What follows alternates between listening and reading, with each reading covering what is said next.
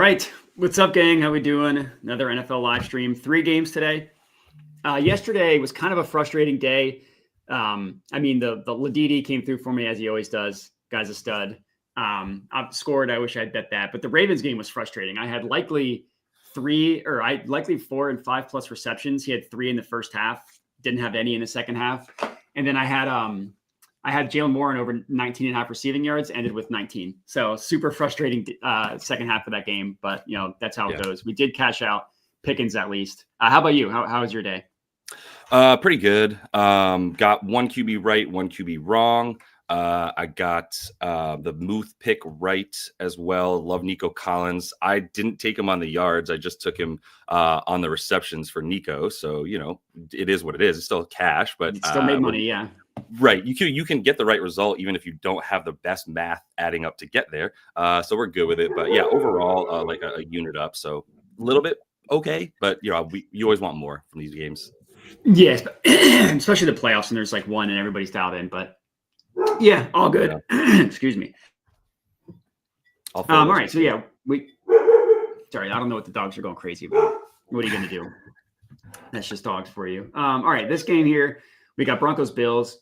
Neither of us are really mainline guys. I would lean towards the Broncos covering the spread. Granted, this was like 9.5, and now it got down to 10.5. Or sorry, 7.5. So the market kind of agreed with that.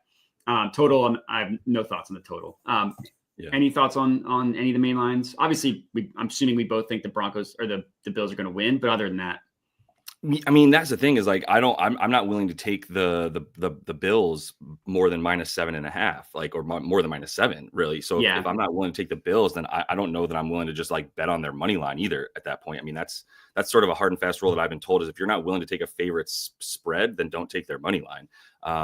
Which is kind of like don't take an alt line on a prop and then parlay it with a bunch of other props that are also alt line. Like it's the same kind of concept here. So, but I think the Broncos can cover, man. I think they're it's really going to come down to Josh Allen rushing, which I'm sure we'll talk about a bit. But we definitely start talking about QB rushing a bit more in the playoffs. And I think if he's willing to take off and run against that man D, then that's going to be a huge part of this is can they sustain drives with his legs essentially? Yeah. Well, I'm with you. Yeah. I mean, sounds like we're kind of on the same page with Josh Allen, so we could just get into it. Did you take his rushing yards? I haven't bet it, but I think I'm going to. Shout out once again, producer David sent me a few notes this morning that were super duper helpful to help me get there with it. Because I do think against man coverage in the playoffs, he's shown the propensity to run. I think if he's at David gave me an awesome stat about 5.2 yards per carry against man coverage this season, and if he is going to be at that number, like I do think what's his rushing attempts? Is it 8.5 or 9.5? I pull that up real quick. I like to use that. Is it 10? 7.5. Oh, okay, yeah, I thought it was 8.5, which was going to give me an easy path to the over 40.5, if that's still what that rush number is at. So yeah, I think he's good for it. I'm 7.5 with an over implied probability to the over that he's going to run 8 times, and you can get. Is it 43 is like the core? 43.5. Yeah, most books have 43.5. It went up a couple of yards since I was looking at it last night and into this morning, but I'm still okay with that, to be honest. So yeah, I do like his rushing in this one. If he's going to go 8 times, I think he's going to get more than 40 yards. That's where I'm at. As I am one to do, I took 50 plus rushing yards. The line on this was crazy. It was at Bet365, it was plus 210. And now I think it's down to, and I'm pulling it up now because Outlier doesn't have the best alternate odds because they don't have, for whatever reason, they never pull 365. Yeah. But either way, like 50 plus, so it's plus 130 now. So like obviously that went down a crazy amount. Plus 210 never made any sense. I didn't even look at this demand zone splits or anything like that. And here's what David was saying: 5.5% to 10% rush attempts when facing man coverage. Yeah, I didn't even look at the man. I just looked at Josh Allen playoff stats. He's gone 50 plus in 7 of 10 games. He did it in both playoff games last year. He had a rushing touchdown in both of them. He had 2 rushing touchdowns against the Chiefs. Granted, like last year's team was different. They were much less run heavy than they are this year with James Cook. They passed the ball a lot more. Like once they took over their offensive coordinator, whose name I'm blanking on. Was Ken Dorsey. Yeah, then they switched it. It's Joe from Brady. Bengals. Brady. Yeah, Joe Brady. Yeah, the guy who was on the Panthers and on LSU before that. Yeah. like Josh Allen was running a ton more so last year than he was this year. Like if you look at last year, and this is just the end of the year, and his rushing touchdowns was crazy last year too. I mean, he scored a touchdown of 14. I think it was like week 10 or so that Dorsey was fired. Week 11, somewhere in there, and then last year he went bananas with the rushing. Yeah, and then he started rushing more at the end of this year. Like the beginning of the year, he didn't do it at all, and then what's this like 5 of the last 7, 6 of the last 8, whatever that is, and like 3 touchdowns, 2, 3, 2, like just insane touchdown totals. Right. So yeah, like this isn't like as analytical as I normally get, but it's just like, Josh Allen runs more in the playoffs. Like there's some quarterbacks and look at Lamar Jackson last night. He never ran against the Steelers, and then last night he ran a ton. You know what I mean? It's just like it's do or die. His mom told him to. His mom, Lamar's mom, got involved and was like, "Lamar, you got to run more." That's true. That's true. We need to see if Josh Allen had a conversation with his mom. What's his mom saying to him? That's right. Yeah. And while we're talking about Josh Allen, I also put a quarter unit on 2 touchdowns. He did it in one playoff game against the Chiefs last year. He scored 1 touchdown against the Steelers. And I showed you like how much he's been scoring more recently. So the Broncos run defense is really good. They have like the lowest adjusted yards before contact per attempt. Their stuff rate's really good. Like they do a really good job at stuffing you at the line of scrimmage. They've been susceptible to passing, like basically since that Browns game when Jameis lit them up for like 500 yards. Since then, they've really not been the same pass defense. So I think this is going to be a game where the Bills drop back to pass a lot, which I think will end up leading to a lot from Josh Allen. So that's why I like the Josh Allen quarter unit on this. I got it at plus 500. I'd still take it at plus 480. That's fine. Yeah. And then the 50 plus rushing yards is what I took as well. Yep. He got that last year, right? You mentioned that in the playoffs. Say that again. I don't know if you mentioned it, but he got that last year in the playoffs as well. I think he was at like 59 yards or so last year in his game. Yeah, last year he ran for 70 in both playoff 70, games. Right, 70 plus in both. I thought it was 59 plus, but it was 70 plus in both. Yeah. Yeah, and I thought about laddering it up to 70, but I just decided to go to 50. Yeah. All right. So you mentioned that you had a lean on Allen. What stuff do you actually? I took Kincaid. It's now at 36.5 receiving yards. But I think he's good for about 6 to 7 targets. I think he's good for about 3 to 4 receptions. And I think he'll keep a really nice high average yards per reception and ADOT in general. So, 35.5. Like I said, I took this 33.5. I'm fine with like up to like 37, 38.5 around there. I think if you look at it, my projection is basically like 3 to 4 receptions, an average of about 12 yards per reception. So I was fine with 33.5 to get to like 36, 37, like I said, just partly what he's been doing to a degree. But there's also just like the fact that I like that he's been on ice for 3 games in a row. This was partly what I was looking at was like, I had him on my fantasy team. He didn't help me. The Josh Allen, Dalton Kincaid stack did not end up working fully, but I was hyper aware of what Dalton Kincaid was doing for the last like 6 weeks of the season. Like, my guy, I know you haven't done much for me this year. Could this be the time where we get ready for the playoffs and ramp up? And I noticed he was on the field way less. He still had a 50% route participation percentage. So he was still running routes at least half the time when he was out there. The other half, he was definitely a decoy because he really wasn't even blocking. And they just got him out there for, I guess, cardio, because Knox got way more the target share for the tight ends for the last 3 weeks. My guess here is like, I still think we all know Dalton Kincaid physically and, athletically even is just a better tight end, a better football player than Dawson Knox, bigger, faster, stronger, right? Everything. So it makes sense that you would focus on him more. I'm with him in this one. And it's a little bit of fade recent results, but it's also reading the tea leaves, going like, why would your best tight end not even be getting used in the last 3 weeks when you at least needed to win a couple of those games? Well, I think we know it's going to be because he gets a bigger usage in this one. Yeah, I love Kincaid. I was super high on him at the beginning of the year. I just don't really trust any of the pass catchers on the Bills. So like one of those teams where like Cooper hasn't done anything in forever. And like, especially from a touchdown perspective, it could be one of 7 guys. I did a couple looks that I didn't bet that I liked. Just to the record, though, because you brought Cooper up, that was a part of the analysis. Is like, what's Cooper going to do on the outside, right? If he's completely slammed, you got Riley Moss on the other side. So that was sort of the thinking. But I could also see Shakir or someone in the slot doing some damage today too. Yeah, Shakir receptions I could see because they just get a lot of like design targets for him, a lot of stuff at the line of scrimmage just to kind of like keep the ball moving. Right. They bake that in. They juice Shakir's receptions. Right. Let's see if we can find that. Yeah, pretty heavily. They juice his receptions because they know over. Yeah, I mean it's over 5.5. You are getting plus money, but right. They're doing it's this would also be a fade recent results type of thing. Yeah. So, a couple that I liked, Javonte, any Broncos receiving back. If you think it's going to be Javonte, if you think it's going to be Jaleel McLaughlin, one of them I think is going to have a good receiving game. The Bills gave up the highest target share to the running back position on the year. And even if you take out, like Devon Achane had 7 and 8 receptions against them in those 2 games, like 15 to the running back in 2 games is insane. I looked this up. Even if you took out those 2 games, they still had the 3rd highest target share to the running back position. So even if you take out 2 incredible games that would only help our point, they're still the 3rd highest. And like Bo Nix, as he's gotten better, he hasn't targeted the running backs as much. That's like he also hasn't been running as much. Like his rushing has gone down. Yeah. But Javonte gets more targets than looks like he's over 16.5 is the best price. He gets more targets than Jaleel McLaughlin. But it's also kind of skewed by an outlier, like 11 target game. Like that's almost double his next highest, which is 6.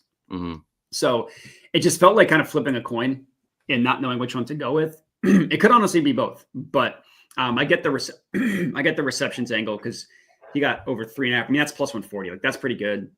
Yeah. Hit that in 6 of 17 games, which is not amazing, but yeah, I don't know. Do you have any thoughts? Did you look at I'm just getting so much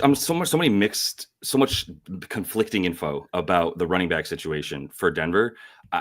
Like you'll find just as many people backing Audric Estime as are backing McLaughlin as are backing Williams for even just volume projections, right? Just who's going to even be on the field to participate. And so I just ended up staying away entirely.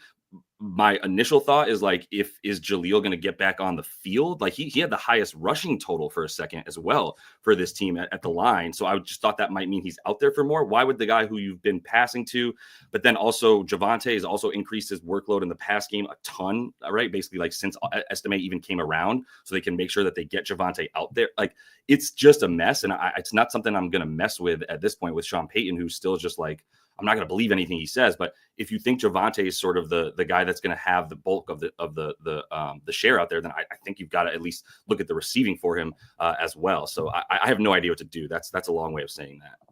Javonte's rushing line is 8.5. Is that real? Yeah. Is this a glitch? It is 8.5. That's it. Can you just go down and look at some recent numbers real quick?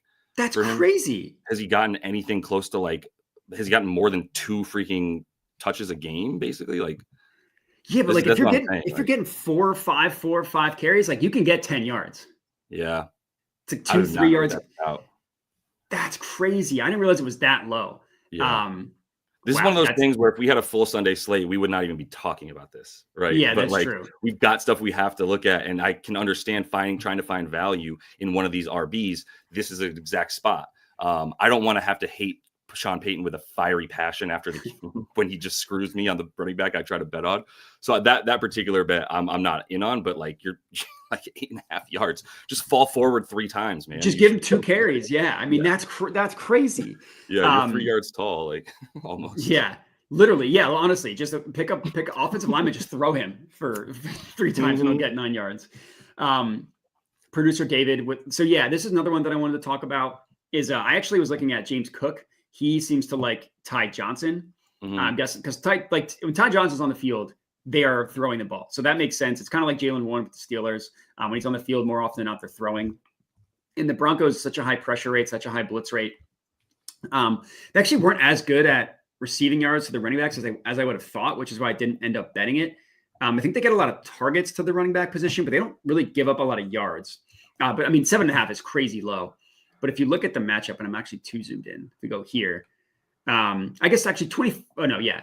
Actually, maybe I was looking at something else. 26th receiving yards allowed to the running back position. That's actually pretty good. Ty Johnson, even in that outlier. Good for Ty Johnson. Yeah, correct. Yeah. That's better than so I don't know what I was looking at something incorrectly because I didn't realize they were 26th. Gotcha. Maybe it's like as the season went on, they were worse against wide receivers and better towards running backs. I'm not sure. Yeah, I didn't bet it, so I don't have like the full analysis. But yeah, I mean, Ty Johnson, obviously, beginning of the year, not much. At the end of the year, a lot more.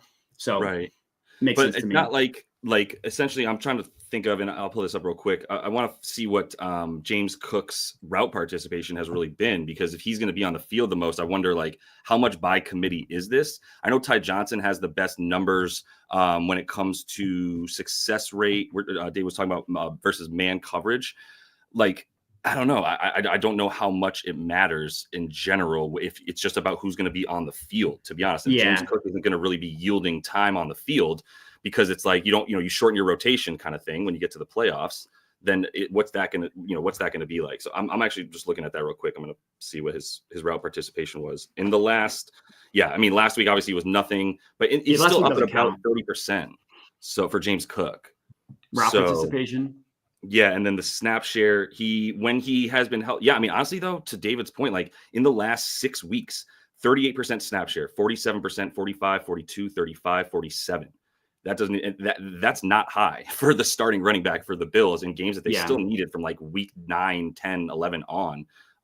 So that is interesting that if he has become clearly the like scat back in that from that perspective, like, yeah, I think Ty Johnson might be slightly better in the pass game in this one than James Cook, but that's just based on snap shares. Like I haven't got that much info to back it. So right, yeah, just what I see right off the bat is like the beginning of the year was all James Cook.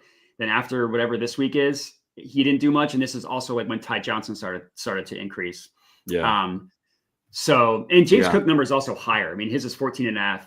Ty Johnson's is like 8.5. Got you. So yeah.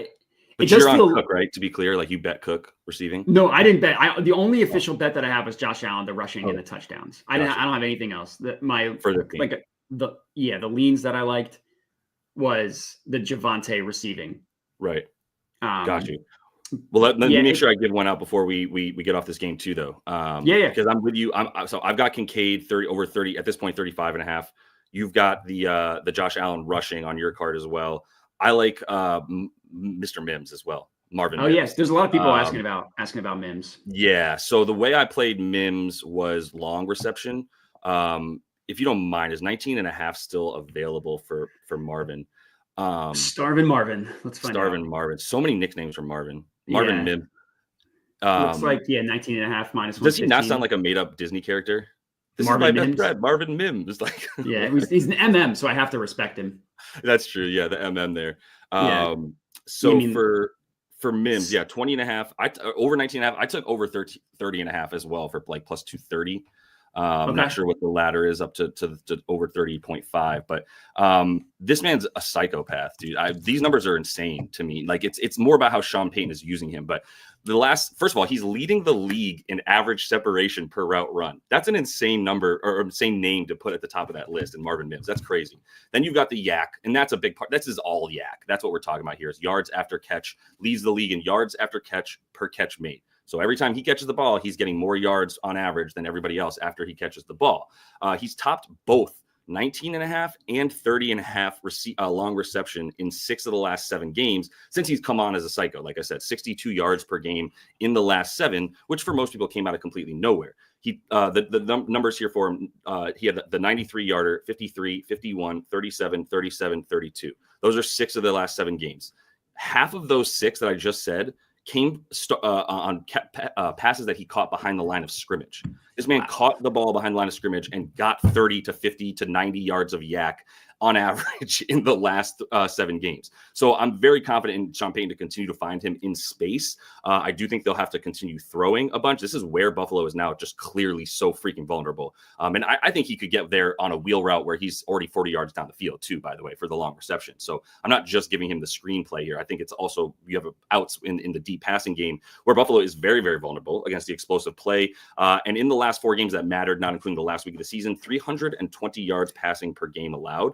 A little bit skewed by Stafford, putting up like 8,000 yards on them. Fine. But there's 16 completions allowed of 20 plus yards in the last 4 games for them, and 4 completions of 30 plus yards. So 1 a game plus about 4 per game that are 20 plus yards, right? So I think that there's a lot of numbers telling you this is how you beat the Buffalo defense, and this is the guy that you go to.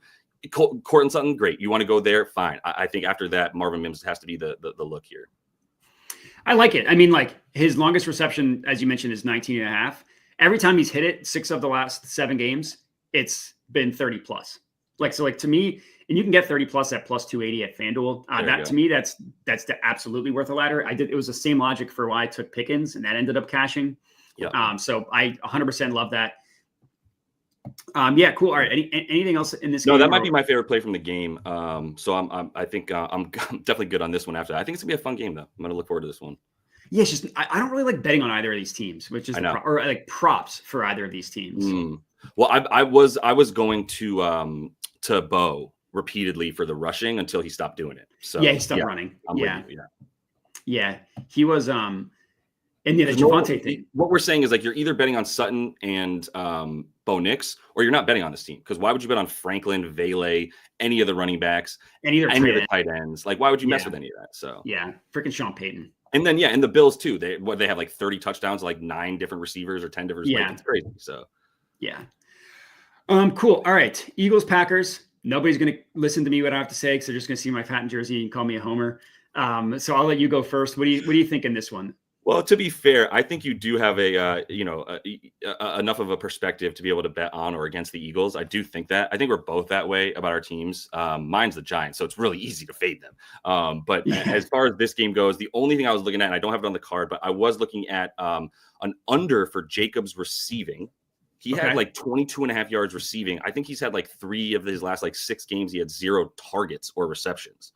So is it 19 and a half? What's the you could probably get about like 21 and a half under on a legit book. So I love that still. Yeah. Minus 105. I know he's had a few games, but there's like 3 of the last 5, like I said, 0 targets, 2 yards in a target last game. So it's really just like in the playoffs, it looks like we're going to see a little bit more Emmanuel Wilson as well when they do want to have some passing coming out of the backfield. He got dinged up in the either Seattle or New Orleans game. I can't remember what my research said, but one of those two, Wilson got dinged up too, putting Jacobs out there fully. So I don't like him to get that many yards. I don't like him to get more than like 2 targets, in which case, like now I'm projecting like 11 yards per reception for him to go over. I just didn't like that. So I think that's a big part of it against the Eagles. And then honestly, conversely, like Jordan Love to go over 1.5 rush attempts. That's definitely an angle that I've been looking at, is like QB rushing in the playoffs, including yesterday when I took under Lamar passing. Should have taken over the rushing. It was so heavily correlated that it was going to be about the attempts for Lamar. I think Jordan Love is going to get 3 to 4 attempts in this game. I know he hasn't been rushing as of late, but once again, this is the playoffs. And one of the main reasons I feel like Jordan Love didn't run for the last like 3 weeks of the season was Jordan Love didn't want to get hurt again, which is obviously the biggest problem. So I think at this point, it's like, why would you be, what are you holding back for? Your next year's playoffs? Like, you don't even know if you're going to get there. So I think you saw last year he ran against the Niners as well, and I think he'll run this year. Yeah, that makes sense. If we look at his last playoff game, 5 attempts against the Niners, only 1 against the Cowboys, but that game, like, they were up 21-0 before we even had a chance to sit down and finish our coffee in that game.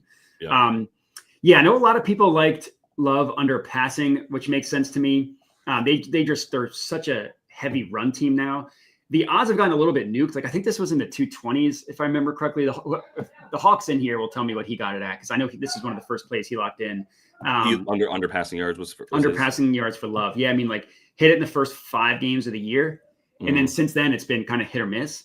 They're just a run heavy team now, and like the Eagles, the run defense is awesome, but the way you have success against them is you like can't get in these 3rd and long. 230.5 is crazy. Now it's 2 down to 218. He got 12 yards of CLV.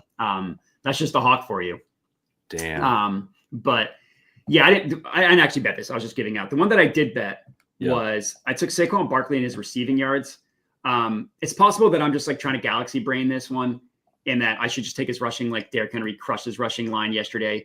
Not that necessarily means anything, because like just because that happened, but it's just about the matchup. The Packers have their level, like they're middle of the pack in terms of receiving yards overall, 6th most to running backs. This number's gone up as the season has gone on. They've allowed more and more receiving yards to the running back position. Like, their defense has kind of gotten better over the course of the year. They've gotten better in terms of, like, they have the best stuff rate in the NFL, like literally number 1 in terms of run plays that were stuffed, like over 50%. Really good run defense. Obviously, Saquon's shown that he can run on anybody. Like, he ran on the Ravens, who was like number 1 run defense basically the entire year. But I do think that, like, they're going to have to get him the ball in space, and they're not necessarily going to be able to just spam run Saquon. That's kind of my thoughts. And like a lot of these games, you take out these last two because Hurts didn't play in them. He missed it in 3 straight, but like Panthers, I mean, he didn't like, why even throw him the ball against the Panthers? Yeah. This Steelers game was another game where they ended up going really heavy to AJ Brown and Devontae Smith. And then prior to that, I mean, this Ravens game, he ran all over them. But then prior to that, like he hit, it was what, like 6 of 11 games, averaged 17 receiving yards per game. He hit it in the first game against the Packers. They had like a really creative designed wheel route for him. Like at the first touchdown that they scored, like Jalen Hurts rolled out to his right, went back over to the left, threw it to Saquon for a touchdown. And it's how you target the Packers defense. Like the Packers defense has gotten really good as the season has gone on. They really limit any, like they welcome you to throw in the middle of the field, which is not what not what Jalen Hurts wants to do. They also have really, like their linebackers, Quay Walker and Edgerrin Cooper are like, this is the first time they're playing together, and they're both like fast closing speed type of guys, athletic. So I don't necessarily know if Hurts is going to run a lot, except for like a touchdown, which when they push his tush. But I was debating laddering this one like 20 plus or 30 plus. But if it's one of those games where Saquon runs for 150, I'm going to. So that's my question to you is I think we need to know. My thing with Saquon when looking at both of these was, what do I think is going to happen with the rush? And it's so even in terms of the Packers defensive, their rush DVOA and the Eagles offensive rush DVOA. It's like it's best on best. It's just like, this is going to be smash mouth, whoever wins at the line, and it can actually tackle Saquon if he gets past the line. It's everything. So if he does have success running, that's my fear of taking an over on the receiving, is that you're just going to keep feeding him and try to use that success. If not, then if he gets stuffed at the line, they're not going to take him out of the game to put Gainwell in for receptions or anything. So in that situation, you just turn Saquon into a receiver, which is like scary as hell, honestly, if you're the defense, just as scary. So I do think that they're gonna the Packers rush defense will have enough success limiting Saquon, even if it is still 4.5 yards per carry. It's not 6, and that's going to be huge for them to be able to get for the Eagles to be able to then use him in the pass game if they need to. But that was my worry and stay away for him on the receiving, was if he does win the run game, which I can't predict because I think it's legit 50-50 who's going to win every rush that they have for the Eagles, then I don't know if his receiving will be as involved if he's succeeding. So that was part of the stay away for me. Yeah, no, that makes sense. And it is kind of, could just be a galaxy brain take where it's like, I haven't taken Saquon Barkley's rushing once this year because it's always so high. Yeah. And he always goes over. You know what I mean? Like in my head, I'm like, his over under in a playoff game is 103.5. That's insane. And then you look at it, he's done that in 11 of 16 games. He's averaged 125. So he's like, he averages 20 yards more than what his over under is at. I mean, part of my logic for pumping up props is the books always price closer to the median than they go the average or the ceiling. And like, this would be a case where you should have some value on Saquon.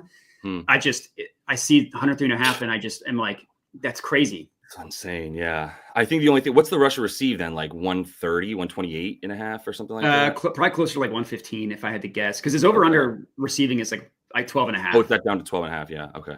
Oh no. So they do price in the fact that he could go over his average in both. So that you're right. That's higher than I honestly would have thought. Because if you just add his rushing plus receiving, it's closer to the 118. Right. Yeah. I don't mind that from the standpoint that like he's going to be one of them. Yeah, he could get 50 yards receiving, right? If he gets 50 and 70 yards rushing, all right, then that's where we're at. So that's true. Rushing plus receiving could be the way to go. I see that the line is just so low. You just get him the ball in space and like and that's what they like. And that's what they did in a couple games. That's not what I want to look. In a couple games where like their offense was kind of sputtering, like 40 yards, 52, 47. It's like, oh, we're like, our offense is kind of sputtering a little bit, especially in this Washington game where they had 3 points heading into the fourth quarter. Right. They're like, okay, let's try and do things a little bit differently. Right. So maybe does their offense come out sputtering a little bit? Like is Hurts a little bit rusty coming off the concussion? Who knows? Yeah. Crankstone's saying we should just put more money on it and take another bet for him. That way, if one of them doesn't hit, we at least won the other one. Which is pure degeneracy, and I love it. But there is logic in like 2+ money plays. Find both for unit, and then you go 1-1. Always, yep. But yeah, I mean, I don't mind Saquon 100 and a tutty either. To be honest, on the rushing, because it's Saquon. Yeah, we'll see how it goes. Cool. I didn't really have much for this game, by the way. This is my least bet game. Okay. The only two other things I wanted to talk about. Number one is if he's still there, Hurts anytime touchdown was plus 100, which I think is crazy. Like I get he's coming off the concussion, but it's also a playoff game, and like it's Jalen Hurts for even money to score a touchdown, which like 66% of games this year, 60% of games last year. I think he did it in the playoff game. I guess he didn't do it in the playoff game last year. That team was a joke. He did it in every single playoff game 2 years ago when the team was actually good. Right. And they just mash the tush push button. That's all you got to do. And he didn't do it the first game against them, but that was the weird turf game where they like the teams are slipping, sliding around everywhere. I didn't actually bet this one yet, but plus 100 for Hurts to score. I think it should never be plus 100. Yeah, agreed. There's something about mash the tush push that I can't get out of my head. It's a fun name. Yeah. I just don't know if mash the tush should be 3 words said in order ever. But you know what? It's early on a Sunday for us. Yeah. Why? What the hell are we talking about here? Yeah. Plus 100. It's crazy that like plus 100 for a touchdown. But come on, man. If this team does get inside the 3 even, then I think we know what's going to happen. It's going to be 2 to 3 straight tush pushes. Just mash that button, and then you'll get it in. So yeah, I have zero qualms with that. Yeah. Mash that tush. Yep. Mash the tush, man. All right, we can move on to the last game. This game actually I also think is going to be fun. I think the Commanders are going to win. I know that the Bucs have looked good. I'm not really a believer in Baker Mayfield. Even though like he's been good this year, I need to see it. I mean, I guess unless I see it in the playoff game, I don't know if I'll necessarily believe it. Yep. Yeah, I think the Commanders are going to win straight up. I put a half unit on them at plus 140. I didn't send it out because like that's more so just me kind of like gambling more so than me being like, here's my like analytical thought. So I didn't send it out. But in terms of player props, would you like in this one? Interesting. My player props indicate that I probably like the Bucs a little bit more, but I don't need them to win at all. So my first bet here that I prefer is I took Jaden D under. I took him under in the pass and rush combined. Okay, so combined 283.5 yards. It's risky business. Risky business because he had 83 year on them in the first game, 80 in the first game. You took up under passing plus rushing? Plus rushing, yep. Okay. Under, what's that number say right now? 295.5. Okay, great, yeah. Oh, wow, that went up. Wonderful. Okay, I don't really care if it went against me, but what I'm basing this on is, 205 yards per game on the road.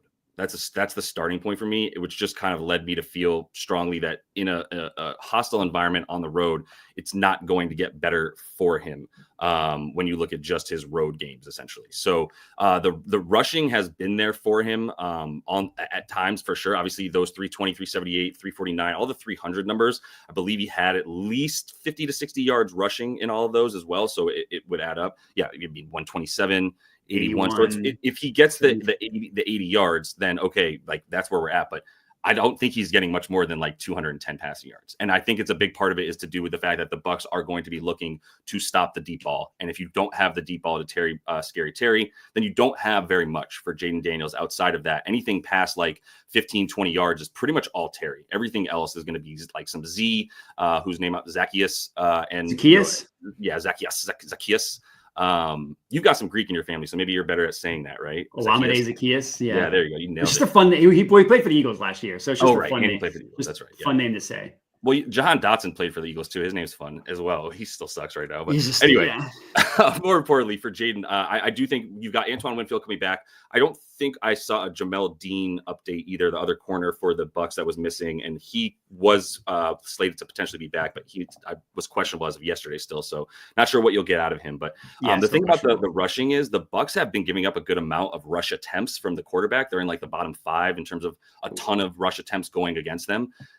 They're also limiting quarterbacks to 4.4 yards per carry, which is also in the top 10 because they are still playing containment while they get a ton of pressure on the quarterback. And they're forcing quarterbacks out of the pocket, obviously, but a lot of it is also through the middle, interior rushes that they force the quarterback because they are containing on the outside. And for Jaden Daniels, like for him to get 80 5 yards on, like, let's say it is about 10 attempts, then he's going to have some outlier runs there against a Bucs team that's kind of ready for this. And they got torched by him last time. So that is a part of the fade recent results, is like the coaching staff's sort of, their sort of realignment on defense to make sure that they're keeping Jaden Daniels in front of them, and then keeping receivers in front of them as well. Just don't let Terry behind the safeties. And they do play enough cover 4 high once they have in Antoine Winfield out there, they play 3 and 4 high enough in the back there to be able to limit Terry over the top. And after that, I don't know what you rely upon for Daniels outside of trying to run and throw into your running backs, because I think Eckler's back too. So you have that out there, but I'm really still not scared of it on the long run.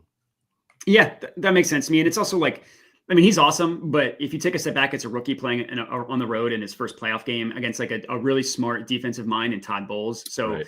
If you just kind of ignore the fact that he's been like one of the best rookies we've seen, that part kind of makes sense, because it's like, yeah, teams are game planning for him. And another thing, like, I do think the Commanders win. I might just be drinking the Kool-Aid a little bit too much on Jaden Daniels, but to a point against them, his scramble success rate on 3rd and 4th down is in like the 99th percentile. And like Lamar Jackson isn't doing that. Right. Prime Cam Newton wasn't doing that. Michael Vick wasn't doing that. Like these high leverage scrambles have been just, everything's worked out in his favor. And it happened against the Eagles. He converted multiple 3rd and 4th downs with his legs. It happened against like every 3rd down against this Falcons team he was running. Yeah. You just have to imagine that they're going to be a little bit more, they're going to be looking out for that a little bit more, and they're not going to allow him to beat him with his legs. But so yeah, the one that I went with is I went Zach Ertz, 40 plus receiving yards. The odds on this is receptions, but whatever. The odds on this got a little bit nuked. I took, like right now 40 plus is -104. Let me look and see. Again, same thing. There's no Bet365. But part of the logic is kind of what you said about like the Bucs playing the too deep, like the deep coverage. They don't really allow themselves. Yeah. So -104 is the best price. So I got it at plus, I think 115. So it's not like a crazy difference. Plus 110. Yeah. So it's not that crazy. But anyways, the Bucs are pass funnel. 3rd most passing yards allowed per game, 2nd most specifically to tight ends.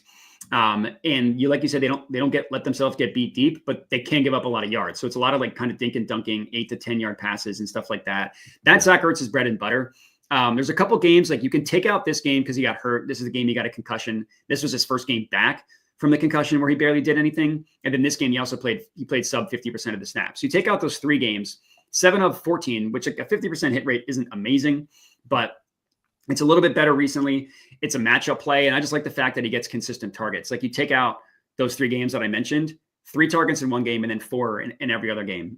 He's a reliable target catching. I mean, 72% is honestly lower than I would have thought. Looks like that's kind of, this game is doing a lot of damage, 2 of 8. A lot of other times it's 5 of 5, 6 of 7, 4 of 5, 4 of 5, all 4, all 5, stuff like that. So I think he's going to get a lot of kind of like 4 to 5 10-yard passes. And that's kind of what it's going to be. If you wanted to do receptions, you could do that. Over 3.5 for plus money is not bad. The hit rate on that is also relatively the same. I just think that because they're going to be passing so much, I think in like a lot of the stuff is going to be like not letting Scary Terry beat them deep. Like that's not Zach Ertz's thing. They're not going to care about him beating them deep, but it's honestly interchangeable between the yards and the receptions. You just have a little more room for error, in my opinion, on the yards. Yeah, that's usually the case too. I think the receptions, if you want the plus money, fine. I don't really know how the Bucs will sort of try to bracket him in any way. I think they're going to basically leave Lattimore on what am I trying to say? Thank you, Jesus, Mike Evans. Wow, simplest name to ever think of, and I still couldn't get Mike Evans. So I think that makes a ton of sense for Ertz to be a little bit more open in the middle of the field, where they're probably a bit more vulnerable. And in that yardage range for him too is where he's going to be living, right? That 10 to 15 yards, exactly, in front of the safeties. That's the spot for him down the seam or on a cross route, whatever. So yeah, I like the Ertz look. Cool. Yeah, that's all I had in this game. There a couple of leans that I liked that I didn't bet was I took Oh no, go ahead. Sorry, I didn't realize you had another one. Go ahead. No, go ahead. Who did you took Jalen? You like Jalen McMillan, but you didn't bet him? Yeah, for a touchdown. Yeah, that's all I was going to say. He's been awesome. It's a rookie making his ascent into like the second half, which you see all the time. We talk about it all the time. Yep. The odds are kind of starting to reflect that. Like he's normally a plus 200 and above, not a plus 165. But he's also scored 7 touchdowns in the last 5 weeks, so you kind of pay for that. So I didn't bet it, but Yeah. Sorry, what were you going to say? I think that still makes sense with Lattimore probably either blanketing Evans or the two of them fighting by the end of the first quarter. That's just as likely. So not sure if either of them will make it to the end of the game. But Jalen McMillan is definitely a safer bet in this one for sure. So I'm with you on that. I did like Bucky. I was waffling between the attempts and the rushing yards. And I ended up just going with the attempts because it was plus money for over 17.5. But I'm fine with either. At this point, the rushing yards, yeah. Oh, no, that's obviously not the core number. But, yeah, I was just looking at the that was the whole number. So attempts is minus 110 for 17.5. It looks like. Let me see. Yep. Still good with that. And then, so are the yards at 80 something now? So the yards, they're like 86.5 if I remember correctly. 80, even more, 88.5, even higher. Went up a little bit. I mean, it scared me a little bit, but I do think if he's going to get the attempts now, I still just prefer the attempts. Honestly, even against a bad rush defense, like I'm sure he's probably good for close to 100. And if the receiving game for him works out, but I think you've got to bring it against the rush defense, and you've got Frankie Louvu limited as well. Obviously, the solid linebacker there. Yeah. So, yeah, I think if you look at him, as long as he's getting close to that, like if he's getting 15 rush attempts, I do like the rushing yards as well. So it leads me to still want to bet the rushing, but it's at 88.5 now. It was at like 82.5 when I looked at it, and just that 8 in front of a rushing prop is so scary all the time. Unless it's Derrick Henry, to be honest, and at this point probably Saquon. But yeah, I think Bucky's going to have a good time running, and they're just going to keep giving it to him. I don't think they're going to be messing with Rachaad White, even in passing down situations, quite as much. So I don't mind Bucky on the receiving either, by the way. But all good for whichever one you wanted to take.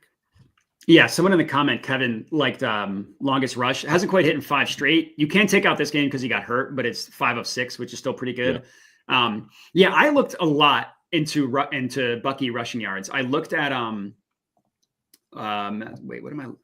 Oh, that's first half rushing yards. I was like, why does that look weird?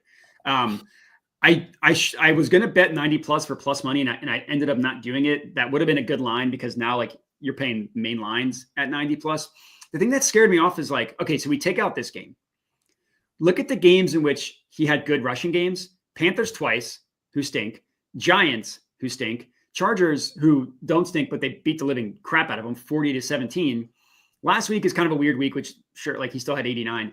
Only time they lost in this stretch, he had 68 rushing yards. He didn't even come close. Now, he did have 16 attempts. Right. So like the attempts were still there. It's just hard for me to parse. Are they still going to give Bucky all the snaps in a playoff game? Because they love Rachaad White. Even though he's not that good, they love Rachaad White. If the Commanders can keep up on offense, I don't necessarily think they're just going to spam the running game 25, 20, 19 times. I know you like his attempts over. And if they're winning, then that's going to hit for sure. And the Washington run defense is not good. 4th most rushing yards per game. I think they're number 1 in terms of adjusted yards allowed before contact, meaning number 1 in terms of the worst. Like they allow the most rushing yards before contact. The Commanders per attempt. Yeah. Yeah, that is correct. You're right. Yeah. A lot of that has to do with they played Saquon Barkley twice, and he had 4 long runs where he didn't get touched. So like that's going to juice their numbers a little bit, but that also did still happen. Right. For me, like I totally understand in 90 plus or plus money would have been a good play. Yeah. it was too difficult for me to look at the games in which he went over. Oh, he did it against the Giants and the Panthers twice. And then he did it against the Chargers in the game. They won 40-17, where this game was a complete and utter blowout. Like it wouldn't shock me at all if they gave Rachaad White way more work than we wanted them to, because they just cannot quit Rachaad White. If that's the case, then I'm gonna have to eat that for sure. This is because there's some speculation on my part, right? There is the speculation that like reading into it that this is going to be the guy getting the bulk of the involvement is Bucky. Same concept as Kincaid. I have to just bank on what I believe to be true for the coaches and what I think would be the best play. And if the coaches don't agree with me, then the bet's probably not going to hit. You know, that's something where we're at. Yeah, I mean that's what they call it gambling. You know, one of us feels one way, one of us feels the other. The thing is, Bucky could still go over in games in which Rachaad White hits his receiving yards prop. So it happened against, I guess, this game Bucky hit his rushing. This game, I guess Bucky did not. Maybe it's a little bit more one or the other than I thought. I mean, I'm not putting money on Rachaad White. I just worry that it's going to be like one of those things where these coaches just can't quit these certain players. Baker loves Rachaad White, and he does, like, he catches 90% of his targets, which I get that Bucky does too. Yeah. But so I don't know. it's interesting. I know what you're saying. You're kind of looking at it similar to how like we're talking about the Broncos, honestly, in that sense. So that's why I stay away from the Broncos. You're staying away from the Bucs running back committees, which is all understandable. We'll learn some more here, obviously, if there is games for any of these teams next week as well. But yeah, that's true. I mean, we like this is like why I love like NBA playoffs too. Like there's no hiding. Like we know exactly how you feel when you play these games. Everything gets ratcheted up a little bit more. But cool. All right. Yeah, I didn't have as heavy as a card as I did today as I did yesterday. But anyways, anything left in this game? Anything left in any of the games that we missed? Well, no, I mean, I'm not going to be. You've got the show tomorrow night, I believe. So for tomorrow, I'm not actually. Am I lying for you? I didn't want to promote something. I haven't decided if I'm going to do it yet tomorrow. Got you. Well, if you do, and I probably, I'm probably won't be on it. Well, we can talk, whatever. But if you do it, and and I'm not there, I do like Sam Darnold under on the passing yards in that game. I just think we've gotten out of control here. I know how bad the Rams are. So were the Lions in the past game, and that didn't seem to work out still really great in week 18 in the game that mattered. So I feel like we've already seen one playoff game from Sam Darnold this year, and we're going to just keep seeing that same type of result. So 270.5, it might be at like 265 now, but I'm still good with under anything like above 260 for Sam Darnold. Let's just not forget that it's Sam Darnold for a minute. And I think he's going to remind us that it's Sam Darnold in this game, which they don't even get at home. So, give me McVay all day, every day, twice on Sundays, and Kyren as well. Time of possession in the first game that those two teams played in week 8 was 35 minutes for the offense of the Rams and about 25 for the Vikes. And I think that Kyren will still be out there doing his thing with the attempts. He might need 3.9 yards per attempt to get to 85 yards, but I think he might be getting there on 25 freaking carries.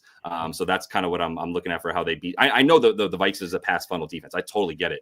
This is also Sean McVay, who has shown that he would love to do nothing more than run the ball 90% of the time if he's allowed to. So I think we see plenty of that. And Kyron's hit this against some good running defense. He hit it against the Vikings the first time. He hit it against, I guess he had 72 against the Eagles, so he didn't hit his 81.5. But his over-under was in the 60s in this game. So I know he went over when he played the Eagles. That makes sense to me. They started to go down for him a little bit towards the end of the year when he was, right, because look at that, 22, 21, 23, 22. The end of the year, very end of the year, when they needed those games to get into the playoffs against Buffalo and whatnot, they were running. But in the middle there, they were like, we need to give this man a small break for, 3 to 4 games or what have you, because he's not going to make it. And we actually have a chance at the playoffs. So that makes sense. The only thing with Sam Darnold is like not every defense, not every coach is equipped to pressure him the way that Aaron Glenn did with the Lions. So that's the only thing. Like that's where he really struggled, was under pressure. He just missed open throws. That's just classic Sam Darnold. The Rams do a good job getting pressure, but it's with their front four. So if their offensive line can block that up, it's like the blitz stuff that is a little bit scary. But I mean that totally makes sense. You're not going to catch like the Sam Darnold under in an important playoff game makes no one's coming. I don't think there's too many bets coming in on the over, but I could be wrong. Over on the receivers, but nobody's going to be like, I want to back Sam Darnold. Right. We didn't have a question this morning. We went right into the bangers. We did do the countdown, but anyways, well. Oh, sorry. What'd you say? No, I didn't know if you had a question of the day, but if we don't have one, it's all good. Well, on my I did an NBA video where my question was favorite flavor of ice cream. And then on the NFL video for tomorrow, which my editor is going to get to it sometime this afternoon, I did favorite dessert. So if you want to answer those two questions real quick. Cannoli, like all day, twice on Sundays, cannoli every day. I doubt I could ever get sick with cannolis. It's a phenomenal question, but anything cannoli, I'm good to go. Yep. Give you that one. Cheesecake? Yeah. Specific flavor? 1. No, I love just a typical regular cheesecake is just, I also like flavored ones, but cheesecake's my favorite. Nice. I'm with it. Ice cream? Not Kumpo over rebounds, just for anybody who wants an NBA bet. Just so you know. I bet that last night. Did you? It was 10.5. It was minus 120. 10.5. What are we talking about? This man has averaged nearly 12 rebounds a game for the last 7 years of his life. And you're giving me 10.5. Barolo is going to be guarding Cat. It's Giannis on OG. He could have 15 rebounds in this game. This is absolutely stupid. That, and in that same game, Josh Hart for 10 plus rebounds was plus 160 last night. Wow. Now it's minus 110. At 8.5. Yeah.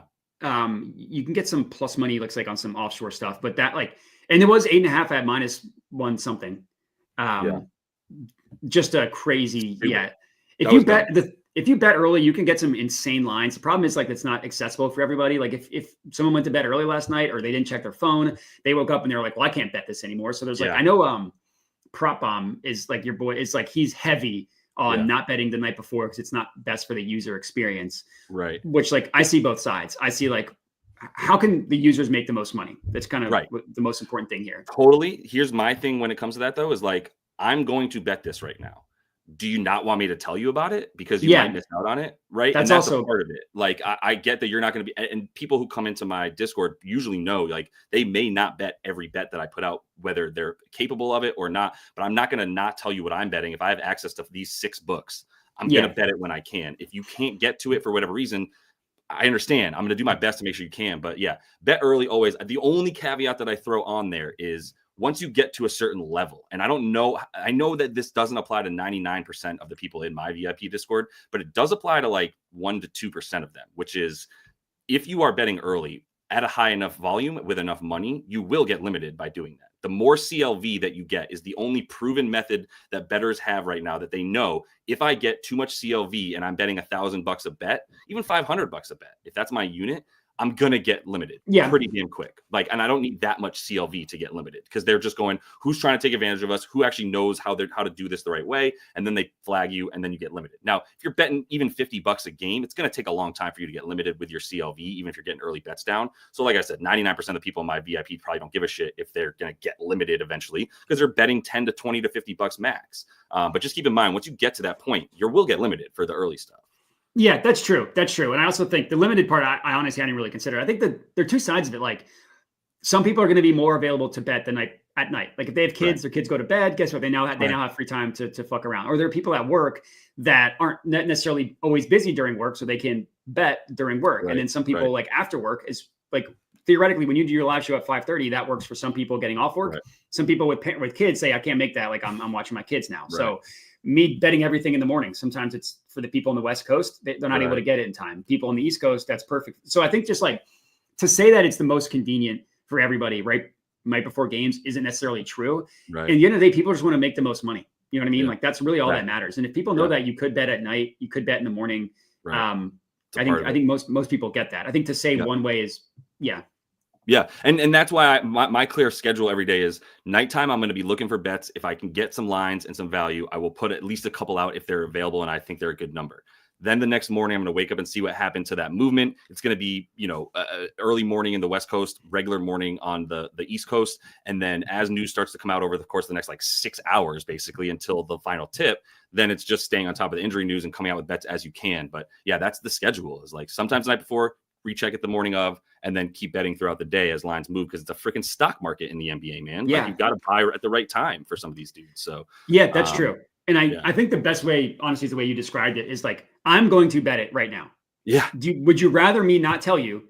And then so you can check my picket and you can say, oh wow, why did you get this at 60 cents better than what it is for, you know what I mean? It's like there are people that like, if I tell something that you bet or something that someone else bets, and obviously I'm not going to send that out on my own because it's not my bet. There are people that will message or like will comment on my Twitter like, I see you bet this on Pickett. How come like I didn't bet this? You know what I mean? It's like people just want to bet everything that you're betting. It's like, which I understand. You know, if you're paying somebody, you're like, all right, I'm paying to bet everything that you get. Totally. But I also have like 2 different websites and bookies that are not public that no one can get to. So I'm not going to show those bets. But that bookie's usually giving me a different price than the ones that I could get elsewhere. So anyway, for that stuff, I think we will continue talking about that throughout the year, right? It's like, when should you bet the NBA? But that's the point of the live show at 5:30 on the East Coast, is like, this is when the news is coming out, so like we should be here together doing this. That's a big part of it. Another thing where you could benefit with the NBA is you don't get screwed if you wait until injuries are announced. You won't get screwed by injury news.